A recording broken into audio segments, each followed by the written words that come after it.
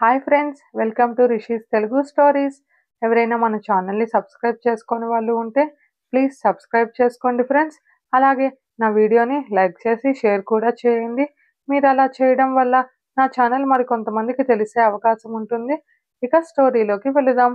ప్రేమ మన్నించుమా 8వ ఎపిసోడ్. ఈ కోపాలకి ఏం తక్కువ లేదు అంటూ వెళ్ళిపోయాడు సూర్య తన రూమ్కి. సిరి డిన్నర్కి రాకపోవడంతో లోపలికి వెళ్ళి నిద్రపోతున్న సిరిని పిలిచాడు. పలకకపోవడంతో భుజంపై తట్టిన సూర్యకి సిరి ఒళ్ళు కాలిపోతున్న ఫీవర్ ఉండడంతో సిరి సిరి అంటూ టెన్షన్గా పిలిచాడు. వెంటనే డాక్టర్కి కాల్ చేసి ఏసీ ఆఫ్ చేశాడు. డాక్టర్ చెక్ చేసి నార్మల్ ఫీవరే అని మెడిసిన్స్ ఇవ్వడంతో సిరిని బలవంతంగా లేపి టిఫిన్ పెట్టాడు సూర్య. మెడిసిన్స్ ఇచ్చి ఇద్దరికి లీవ్ అప్లై చేశాడు. మెడిసిన్స్ ఇచ్చాక టెంపరేచర్ తగ్గడంతో సూర్య సిరి రూమ్లో నుంచి హాల్లోకి వెళ్ళిపోయాడు. ఉదయం కష్టంగా కళ్ళు తెరిచింది సిరి. స్నానం చేసే ఓపిక లేక మొహం కడుక్కొని హాల్లోకి వెళ్ళింది. నువ్వు ఆఫీస్కి వెళ్ళలేదా అంది హాల్లో ఉన్న సూర్యని చూసి. సూర్య ఒక చూపు చూసి సైలెంట్ అయ్యాడు. అయ్యో బాబోయ్, ఇప్పుడు నేనేమన్నా అలా చూస్తున్నాడు? ఆ చూపు చాలు, అందులో 100 బూతులు వెతుక్కోవచ్చు అని టిఫిన్ పెట్టుకుంటూ ఇడ్లీయా అంటూ ఒక రకంగా ఫేస్ పెట్టింది సిరి.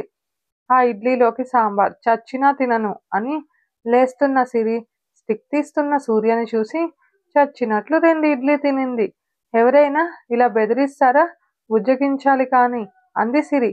అలాంటివి మన దగ్గర సాగవు, లైఫ్ లాంగ్ ఇంతే అంటూ తింటున్న సూర్యను చూసి కర్మ అని తల కొట్టుకుంది సిరి. ఆ రోజంతా సూర్య మాట్లాడకపోవడంతో ఏంటి రివెంజా అంది చిన్నగా సిరి. నిన్న నాకు ఇలానే అనిపించింది అన్న సూర్య మాటలకు నా మాటలు నాకే అప్పచెప్పకు అని విసురుగా వెళ్ళిపోయింది. మరుసటి రోజు సూర్య ఆఫీస్కి వెళ్ళిపోయాడు. సిరి ఇంట్లో బోర్ కొట్టడంతో మనుకి కాల్ చేసి కాసేపు బుర్ర తినింది. ఈవినింగ్ వచ్చిన సూర్య ఫ్రెష్ అయ్యి కిచెన్లో సౌండ్ రావడంతో అటు వెళ్ళాడు. కాఫీ పెడుతున్న సిరి వెనుక నిలబడి ఏం చేస్తున్నావు అన్నాడు చిన్నగా. కాఫీ అంటూ తడబడుతున్న సిరిని చూసి మెడపై పడుతున్న చెమటలు చూసి చిన్నగా నోటితో గాలి ఊదాడు సూర్య. సూర్య అంటున్న సిరిని పట్టించుకోకుండా సిరిని ముందుకు తిప్పి చైన్ ఎక్కడా అన్నాడు సీరియస్గా.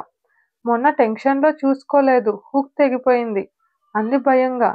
ఎందుకంత భయపడుతున్నావు అని తన మెడలో ఉన్న చైన్ తీసి సిరి మెడలో వేసి వెన్నుపై ముద్దు పెట్టాడు సూర్య.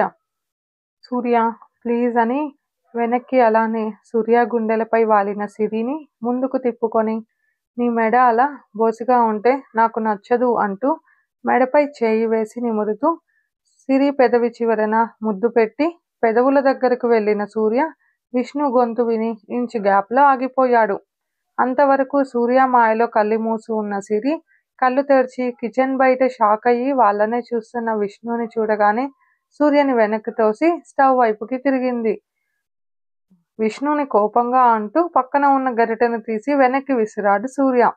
అది ఊహించిన విష్ణు పక్కకు జరగగా గోడకు తగిలి అది పగలడంతో కంగారుగా వెనక్కి తిరిగిన సిరి జరిగింది అర్థం చేసుకొని ఫ్రస్ట్రేషన్లో ఉన్న సూర్య మొహం చూసి వస్తున్న నవ్వుని కష్టంగా ఆపుకుంది.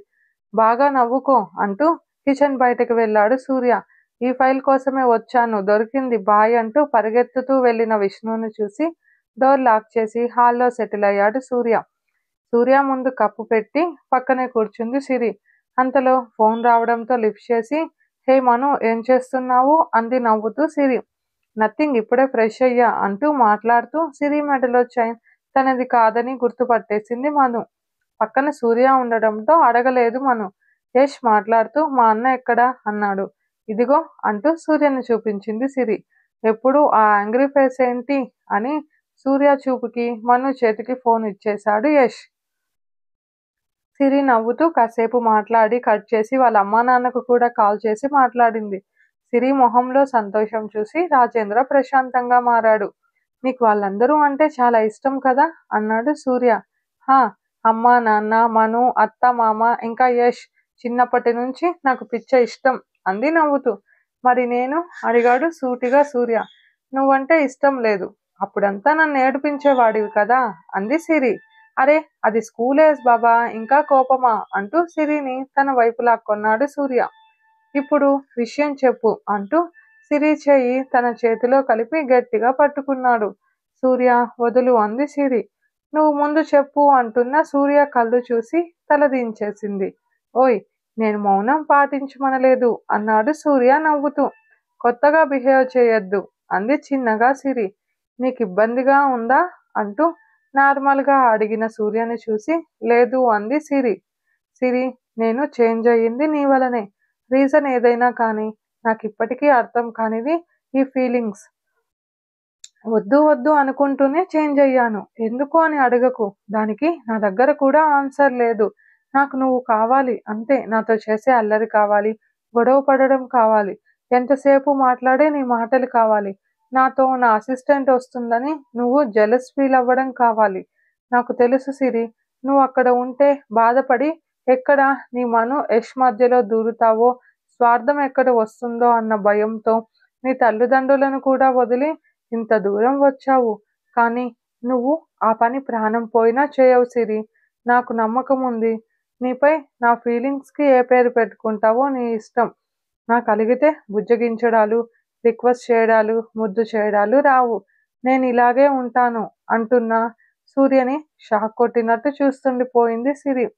నీ నుంచి నేను ఇంత ఎక్స్ప్లెనేషన్ ఎక్స్పెక్ట్ చేయలేదు అంది.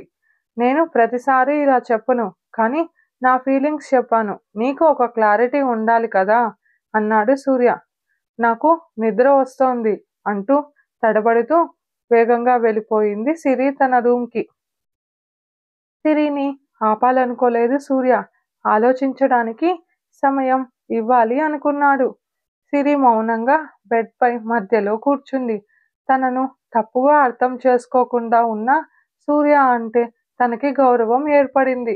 తను సూర్యకి దూరంగా ఉండాలనుకుంది, కానీ సూర్య తన ఫీలింగ్స్ చెప్పడంతో ఎటూ తేల్చుకోలేకపోతోంది.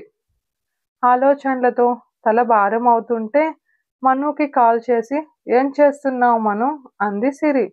వంట చేస్తున్నా సిరి అంది మను. అయ్యాక కాల్ చేయి అంటూ సిరి కట్ చేయడంతో ఇదేదో డిస్టర్బ్ అయినట్టుంది అనుకుంటూ వంట కంప్లీట్ చేసి గంట తర్వాత కాల్ చేసింది మను. ఎవరే నిన్ను గెలికింది అంది మను వెంటనే. ఎవరో ఒకరులే, కానీ లవ్ అంటే ఏంటి మను అంది సిరి. ఏంటి మేడం గారికి గాలి ప్రేమపై వెళ్తోంది అంది మను ఆట పట్టిస్తూ. నీకంటే బాబు, ప్రేమించావు, పెళ్లి చేసుకున్నావు, నేను చేసుకోవాలి కదా, చెప్పు అంది సిరి. ప్రేమ అంటే ఇది అని ఇంతవరకు ఒక క్లారిటీ లేదు సిరి.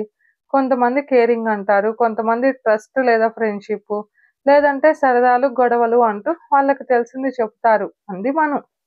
నీకు తెలిసింది చెప్పవే అంది సిరి. నాకు తెలిసి ప్రేమ అంటే అర్థం చేసుకోవడం, నమ్మకమే అంది మను. అంటే అంది సిరి అర్థం కాక. పిచ్చి, అంటే అంటే ఇంకెలా చెప్పేదే. ఎలాంటి పరిస్థితుల్లో అయినా మనల్ని అర్థం చేసుకోవాలి. ఇద్దరూ అర్థం చేసుకుంటేనే ఒక బంధం నిలుస్తుంది సిరి. జీవితంలో సరదాలు, ముద్దు ముచ్చట్లు, గొడవలు, కష్టాలు అన్నీ వస్తాయి. అన్నింటిలో మనకు తోడుగా ఉండి మనల్ని ముందు నడిపిస్తారు అనే నమ్మకం మనకు కలగాలి. అర్థమైందా అంది మను. ఏదో కొంచెం అర్థమయ్యిందిలే అంది సిరి. అది సరే, ఎవరో మేము తెలుసుకోవచ్చా అంది మను. టైం వస్తే నేనే చెబుతాలే అంటూ కాల్ కట్ చేసి నిద్రలోకి జారుకుంది సిరి. నైట్ ఆలోచనలలో ఉన్న మనుని కదిలించాడు యష్. ఏమైందే, పక్కన ఉన్న నన్ను పట్టించుకోకుండా ఏం ఆలోచిస్తున్నావు అన్నాడు యష్. ఏం లేదు బావా, ఉదయం సిరి కాల్ చేసింది అంటూ జరిగింది చెప్పింది మను. ఓహో, అయితే మేడం లవ్లో పడ్డారా అన్నాడు యష్. ఎందుకో సిరి అడిగేది సూర్య బావ గురించే ఏమో అన్న డౌట్ వస్తోంది అంది మను. నిజంగానా అంటూ కళ్ళు పెద్దవి చేసి షాక్గా అడిగాడు యష్.